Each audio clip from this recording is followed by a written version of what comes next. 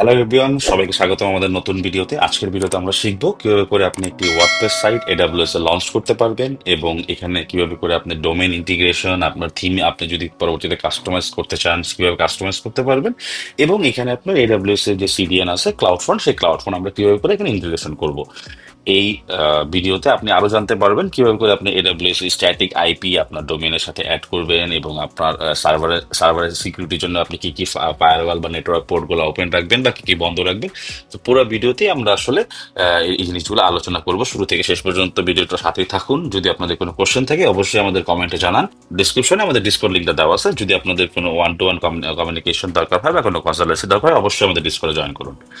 তো আমরা এখন আসি এডাব্লিউএস এর কনসোলে। এডাব্লিউএস এর কনসোল থেকে আমরা শুরুতে যাব লাইট সেল লিখে সার্চ করবো আমরা এখানে। তো লাইট সেল সার্চ করার পরে আমরা লাইট সেল ল্যান্ডিং পেজটাতে যাব। সো এই পেজ থেকে আমরা প্রথমে ক্লিক করব ক্রিয়েট ইনস্ট্যান্স বাটনে। ক্রিয়েট ইনস্ট্যান্স বাটনে ক্রিয়েট করার পরে আমাদের সিলেক্ট করে নিতে হবে আমরা আসলে ইনস্ট্যান্স যেটা বা সার্ভার আমরা সেটা আসলে কোন রিজিয়নে নিব। যদি আমি যেহেতু বাংলাদেশ থেকে সার্ভারটা ডিপ্লয় করছি এবং আমার ম্যাক্সিমাম অডিয়েন্স বাংলাদেশের, তো সেই জন্য আমি আমার ওয়েবের যেই ইনস্ট্যান্স লোকেশনটা যেটা আমি আসলে নিচ্ছি সিঙ্গাপুরে। বা আপনার যদি ইউএস বা ইউরোপ মার্কেটের জন্য সার্ভার ডিপ্লয় করেন বা আপনার অডিয়েন্স যদি আসলে এই রিজনগুলোতে হয়, সো আপনি ওই রিজনগুলোতে সিলেক্ট করে নেবেন সার্ভার ডিপ্লয়ের সময়। তো আমি সিঙ্গাপুর নিচ্ছি। সিঙ্গাপুর নেওয়ার পরে আমার এখানে সিলেক্ট করে নিতে হবে, আমি আসলে ব্লু প্রিন্টটা সিলেক্ট করতে হবে যে আমি আসলে ওয়ার্ডপ্রেসটা ইউজ করবো, এবং ওয়ার্ডপ্রেসে আমি আমার আসলে অ্যাপ্লিকেশনটা ডিপ্লয় করবো, ওয়ার্ডপ্রেসটা ডিপ্লয় করবো আমার সার্ভারে।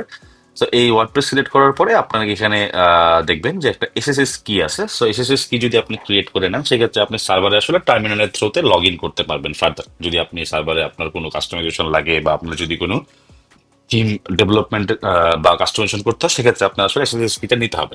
তো এসএসএস কিটা ক্রিয়েট এখান থেকে আপনি ক্রিয়েট করে নেওয়ার পরে আপনি পেয়ার নেম দিলে আপনাকে একটা ডাউনলোড অপশন দিবে। সো আমি এটা ক্রিয়েট করে নিচ্ছি, ডেমো এসএসএস কি আনে। সো আমি একটা কি জেনারেট করে নেওয়ার পর আমাকে এটা ডাউনলোড করে নিলাম। সো এটা আপনার ডাউনলোড করে নিতে পারেন, বা যদি আপনি শুধুমাত্র just as a no code developer হিসেবে যদি আপনি কাজ করেন, বা সেক্ষেত্রে যদি আপনার থিমে কাস্টমাইজেশন না থাকে সেক্ষেত্রে আপনার আসলে এসএসকিটা নেওয়ার দরকার নেই, বা নিলেও কোনো সমস্যা নেই, নিলে ভালো, আপনি ফিউচারে কাস্টমাইজেশনের কাজে দিবে। দেন আমাকে সিলেক্ট করে নেবেন। যদি আপনি প্রতিদিন যদি আপনি চাচ্ছেন যে না আমি ব্যাকআপ নিব আমার সার্ভারে, প্রতিদিন আমি যে কাজগুলো করবো বা আমার টিভিটা এখানে যেটা থাকবে, সো আমার যে ব্যাকআপের যেই ফেসিলিটিগুলো, সো ব্যাকআপের জন্য আপনাকে এনেবল স্ন্যাপশটটা এখানে এনেবল করে নিতে হবে। আপনি যদি চাচ্ছেন বাংলাদেশ টাইম আমি প্রতিদিন সকাল 10টার সময় আমি ব্যাকআপটা আমার ইনিশিয়েট হবে, সেক্ষেত্রে সকাল 10টার সময় আপনার এই ব্যাকআপটা এখানে স্টোর হবে, এবং এটা আলাদা এডাব্লিউএস থেকে আপনি চাইলে ডিপ্লয় করতে পারেন যদি সার্ভার ডিপ্লয় করেন। দেন আমরা যাব হলো আমরা এখন সাইজটা নিব। সো আমার আসলে কি সাইজের সার্ভারটা দরকার, আমি কি আসলে 512 MB মেমোরি যেটা র্যামের সার্ভার নিব, নাকি আমি আসলে একটু বড় র্যামের সার্ভার নিব। সো আমি আমি জাস্ট আপনাদেরকে দেখানোর জন্য আমি একটি 512 মেমোরির সার্ভারটা নিচ্ছি। সো AWS যেটা বলতেছে, so you might notice performance issues such as slow or unresponsive application with the selected plan, consider choosing a $7 ও 1 GB র্যাম। সো ওকে, আমি ওয়ার্ডপ্রেসের জন্য AWS বলতেছে যে 1 GB র্যামের যে সার্ভারটা এটা আসলে বেশ বেটার পারফরমেন্স দিবে। সো দেন আমি এখানে সিলেক্ট করে নিচ্ছি। সো ডেমো ইনস্ট্যান্স লিখে নিচ্ছি। সো আপনাদের মতো ডোমেনের নামও লিখতে পারবেন, এখানে demoinstance.com-ও লিখতে পারবেন, কোনো সমস্যা নেই। সো আপনাদের মতো আপনারা নামটা এখানে নিজেদের মতন দিয়ে নেবেন। সো আপনি চাইলে এখানে ট্যাগ ইউজ করতে পারেন। সো আপাতত ট্যাগ ইউজের দরকার নেই। সো আমরা যেহেতু ফাস্টার ডিপ্লয়মেন্টে যাচ্ছি, সো আমরা নেক্সট প্রসেসে চলে যাই। সো এখানে আমরা ক্রিয়েট ইনস্ট্যান্সটা ক্রিয়েট করে নিব। সো ডেমো নামে অলরেডি অনেকেই আসলে ইনস্ট্যান্স ক্রিয়েট করছে। সো আমি ডেমো হেলাবাইট। সো দেন আমরা চলে যাব হলো আমাদের পরবর্তী পেজে। সো এই পেজে যখন দেখবেন যে এখানে আসলে স্টার্টিং হচ্ছে, সো AWS আসলে আপনার জন্য এই ইনস্ট্যান্সটা ক্রিয়েট করতেছে এখন। সো এই প্রসেসটা চলার সময় আপনার যদি আপনি একটু রিফ্রেশ করেন বা রিলোড দেন, আপনারা দেখতে পারবেন যে আপনার ইনস্ট্যান্সটা আসলে ক্রিয়েট হয়ে গেছে। সো আপনি ইনস্ট্যান্সটা ক্রিয়েট করার পরে আপনি এটার ভিতরে যাবেন এবং দেখবেন যেখানে 1 GB র্যামের একটা সার্ভার, 2 BCPU এবং 40 GB SSD আপনার এখানে দেওয়া আছে। সো এখন আপনার এটা AWS এর লাইট সেলে আপনার কোনো সার্ভার ডিপ্লয় করার পর প্রথম যে কাজটা থাকবে ওয়ার্ডপ্রেসের জন্য, আপনি তখন ডিরেক্টলি চলে যাবেন হলো এখানে আপনার ওয়েবসাইট সেট আপ করতে।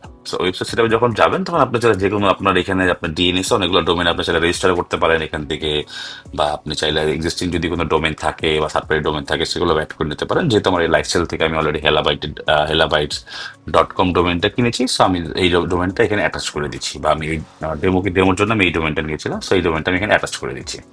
তো ডোমেনটা এখানে অ্যাটাচ করে দেওয়ার পরে আমার এখানে লাইটসেল, হ্যাঁ আমি লাইটসেল ডিএনএসটা ইউজ করবো, বা আপনি চাইলে ধরেন আপনি গোড্যাডি বা যদি আপনি নেম সিলো নেম চিপ যে কোনো জায়গা থেকে ডোমেন কিনে এখানে ডোমেন ইউজ করতে পারবেন। তো যেহেতু আমার টোটাল ডোমেনটাও লাইটসেল থেকে নেওয়া, সো আমি লাইটসেলের এখান থেকে আসলে সিলেক্ট করে নিচ্ছি এবং আমি এই ডিএনএসটা ইউজ করবো। সো স্ট্যাটিক আইপিটা কি? স্ট্যাটিক আইপি হলো যখন আপনি এডব্লিউএস এর ডিএনএসটা ইউজ করবেন এবং ফার্দার যেহেতু আমি সিডিএনটা ইউজ করবো, সেক্ষেত্রে আপনার এডব্লিউএস এর টোটাল সাইটটা সেট আপ করার জন্য আপনাকে একটা স্ট্যাটিক আইপি নিতে হবে। যে আইপিটা আপনি যদি সার্ভার রিস্টার্ট দেন, এডব্লিউএস এ যেটা হয় ইসি2 তে স্টপ করলে আপনার আইপিটা চেঞ্জ হয়ে যায়। তো এইখানে যেটা হবে, আপনি যদি এই সার্ভারটা স্টপ করেন কোনো কারণে, বা পরবর্তীতে যদি সাময়িক একটা ভাবে স্টপ করলেন, সেক্ষেত্রে আপনার আইপিটা আসলে চেঞ্জ হবে না। সো আমি স্ট্যাটিক আইপি 1 নামেই আমি চলে যাচ্ছি। সো এই নামেই থাকবে স্ট্যাটিক আইপিটা।